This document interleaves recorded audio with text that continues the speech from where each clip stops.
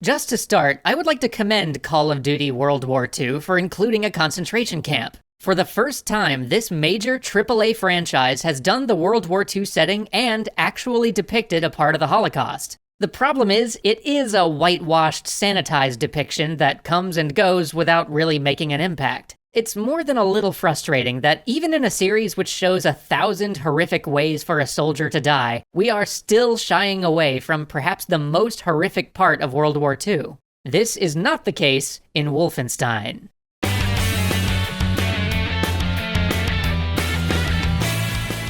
This video is brought to you by Cheddar. Check the description for a link to their new YouTube channel.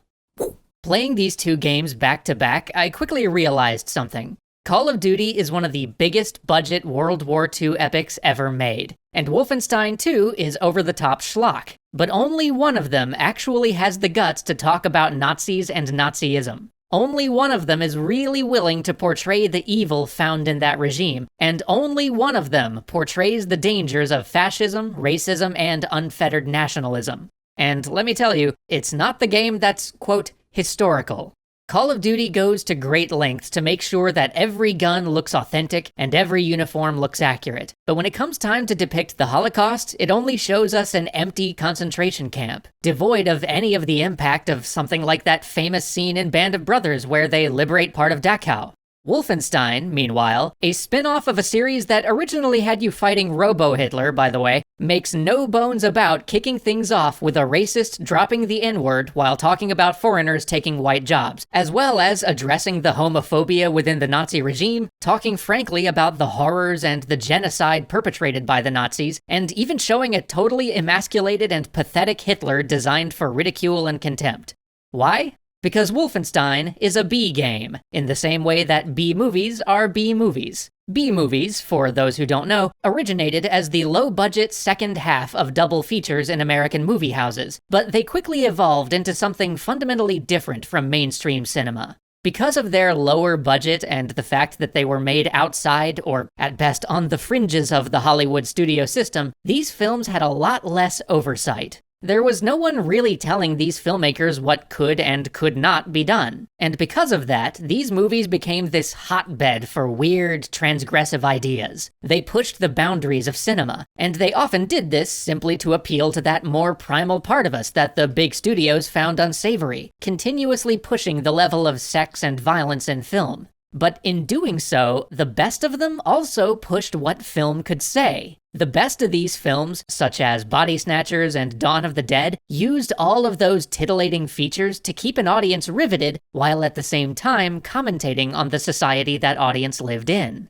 And it's important to note that these B films were fundamentally different than what we would today call independent films. Both of them may be low-budget outsider affairs, but B movies weren't aimed at the highbrow art house audience, and they weren't going to be relegated to those few dozen theaters that showed avant-garde pieces that made you think.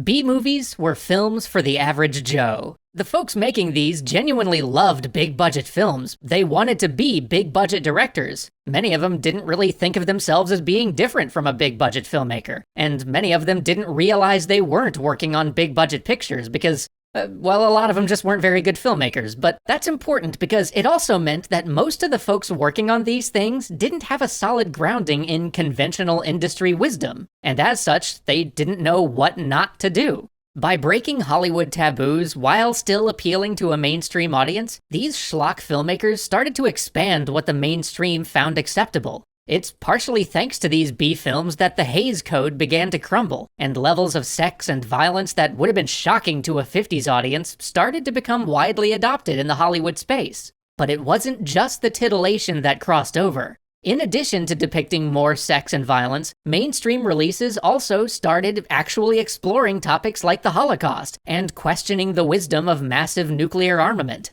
Topics that had once been considered too political or too sensitive for most major studio films started to become acceptable. Without question, this new incarnation of the Wolfenstein franchise is part of this B tradition. It's over the top, it's ultra-violent, it's pushing all of the buttons it can. It's built on a lower budget than the really big AAA titles out there, but not so small a budget that it feels like it belongs in the indie space. it still feels like it's trying to appeal to that same broad AAA audience that Call of Duty sells to. And the Wolfenstein games may lack some of that AAA polish, they may not have that same bottomless budget or infinite oversight of a top-tier AAA team, but there is a clear love of the medium behind all of those minor flaws. And most of all, Wolfenstein is ardently transgressive and in your face. Wolfenstein II: New Colossus is perhaps the most frank indictment of Nazism, racism, and bigotry that I have ever seen in a mainstream game. It does not pull any punches, and it is not afraid to indict us for trading democracy for race hate.